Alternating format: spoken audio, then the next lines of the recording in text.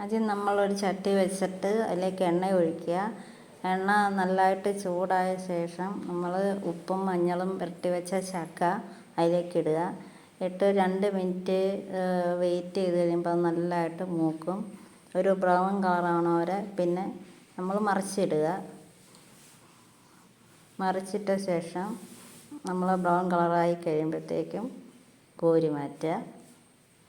അങ്ങനെ ബാക്കി വന്ന ചക്കയും കൂടെ നമ്മൾ ഇതിലേക്ക് ആഡ് ചെയ്ത് എണ്ണയിലേക്ക് ഇട്ട ശേഷം മൊത്തത്തിൽ ക്രിസ്പിനെസ് കിട്ടാൻ വേണ്ടി വറുത്ത ചക്ക എല്ലാം കൂടെ വീണ്ടും എണ്ണയിലേക്കൊന്ന് ചൂടാക്കി എടുത്ത് വെച്ച് കഴിഞ്ഞാൽ നമുക്ക് ലോങ് ലാസ്റ്റ് ഇതിങ്ങനെ നിൽക്കും. നല്ല ക്രിസ്പിനെസ്സായിട്ട് ലോങ് ലാസ്റ്റ് നിൽക്കും.